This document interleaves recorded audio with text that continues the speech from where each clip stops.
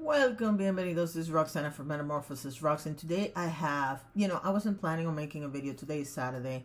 I have to go to work in about 35 minutes. I have to leave the apartment, but there was something that was bugging me this morning, and it cracked me up because I don't know if you've ever done this, but have you ever sat in bed or been sitting around your apartment alone and something hits you, like you're like, oh, and then you start laughing because you realize it's too good to pass up. I have to share this with somebody. And of course, because you're alone, you don't have anybody to share it with. So I decided to share it with you guys.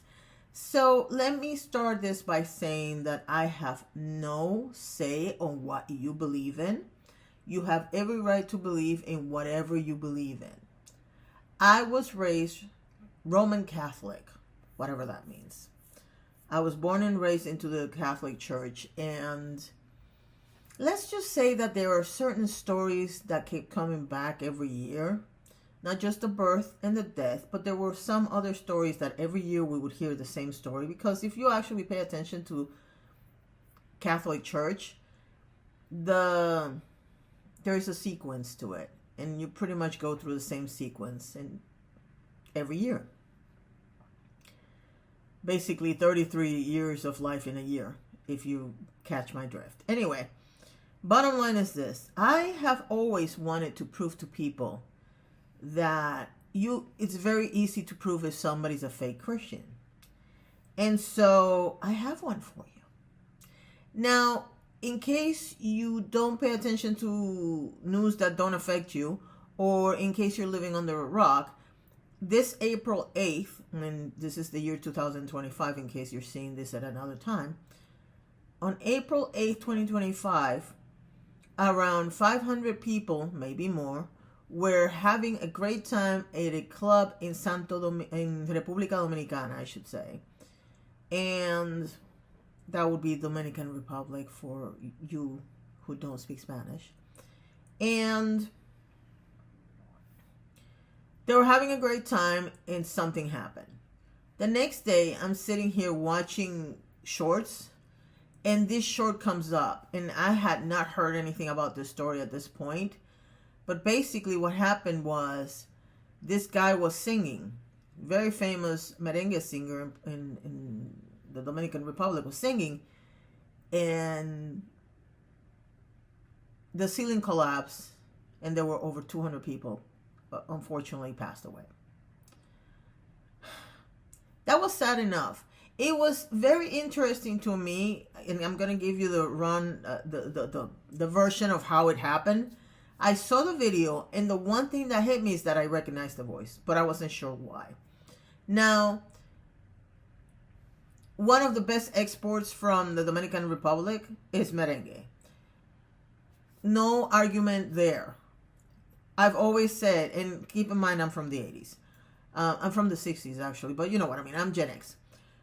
The Dominican Republic, La República Dominicana gave us merengue, Cuba gave us salsa, and then Puerto Rico gave us plena. That's the way I look at it. Now, do we have a lot of really good salsa singers in Puerto Rico? Absolutely.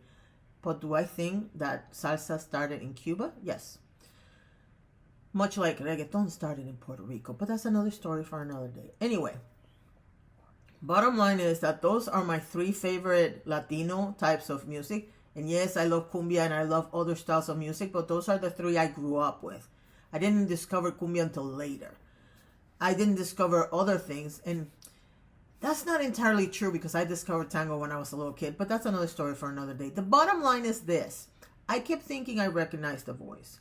And so I started doing a little research, and you see, in 39 years and 11 months ago, I graduated from high school, and the band that was playing was the Wilfrido Vargas band. Now, for those of you who don't know about salsa and merengue, back in the 80s, the bands were Johnny Ventura, Oscar de Leon, Wilfrido Vargas, Celia Cruz, obviously, El Gran Combo. There were others, but those are the ones I remember. Por supuesto, Rubén Blade, Willy Colón, La Sonora Ponceña. I think I mentioned El Gran Combo already. The bottom line is that between salsa and merengue, those were the big ones in the 80s. Wilfrido Vargas was the band that played at my graduation. And one of their main singers at that time was a 20-something-year-old Ruby Perez. And if you know the name, yes, that is the singer that was at the club when the ceiling fell down. Now, that's neither here nor there, and I want to say something for people who have lost family and friends at this event. I understand that it's frustrating that everybody just concentrates on Ruby Perez passing away and his daughter surviving. And, you know, the icky part of that is that, yes, everybody's talking about that and nobody talks about your family members and your loved ones. Use it to your advantage, though. Because if it wasn't because Ruby Perez passed away and the baseball players and the 4 or 5 people that were famous passed away, nobody will be talking about this story. And more importantly, you need to use that to get justice for your family members and your loved ones and your friends. Because that is what you need to do in order to get some justice. But that's not why I'm here. You see, the interesting part to all this, and the reason why I mentioned religion in the beginning, is because people stop blaming the rich owners who were not giving proper maintenance to the building, which is the real reason why the roof collapsed. And we're all talking about the devil and Jesus would have never stood for this and blah, blah, blah, blah. And that's how I know that these people are fake Christians. And I'm going to tell you why. They kept mentioning Jesus. And Jesus would not have been partying and blah, blah, blah. Jesus. The same Jesus that was at a wedding party. They ran out of wine. He made them gather every container they could with water and turned that water into wine. We talking about the same Jesus that had a con, because let's call it what it was. It was a convention of his followers, and they only had 5 breads and 2 fish, and he miraculously turned it into food for every single person that was at his convention. The same Jesus that knew he was going to die and had a dinner party with wine, basically as his send-off. That Jesus would not have been partying or would not like that people were having a good time. Are you for real? But let's call a spade a spade. Not only have you proven that you're not a real Christian by making stupid comments like that and basically blaming the victims for being in a club that they figure out was safe, let's talk about this for a second. Because the building had 5 generators and I don't know how many air conditioner units on the ceiling, and they didn't have the proper supports, right? That's the theory right now. How safe are you in the buildings where you work? How safe are you when you go shopping?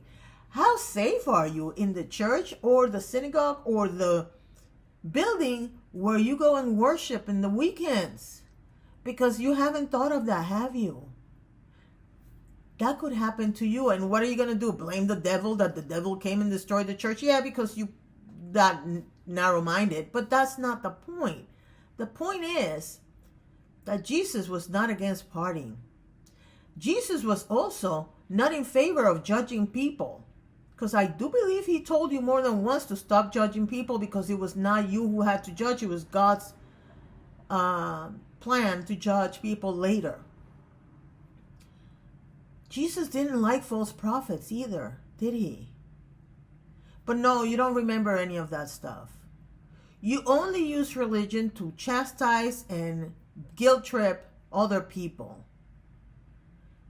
And that's probably one of the reasons why so many churches and so many ministers and priests are having a hard time keeping people in their flocks. Because you're using religion to carry out your personal agenda. And that was not what Jesus wanted. So the next time somebody comes at you with some sort of dumb retelling of facts, Remember these stories. Remember the stories that you were taught as a child, because the story of the turning water into wine, I heard that every year. The story of the Last Supper, which is a dinner party, let's be real, you hear it every year. The story of how he turned bread and fish into food for all, we hear it every year. If you go to church, you hear it every year. And you should be ashamed that somebody that stopped going to church a long time ago, and that doesn't mean I don't have beliefs, because I do, but they're none of your business. But somebody that was born and raised in the Catholic Church, who went to church for a good 35, 36 years of her life, is sitting here at 58, which means 22 years of not going to church, reminding you of something that you should know by heart if you were actually paying attention to your religious leader. Thank you so much for watching, and have a wonderful day.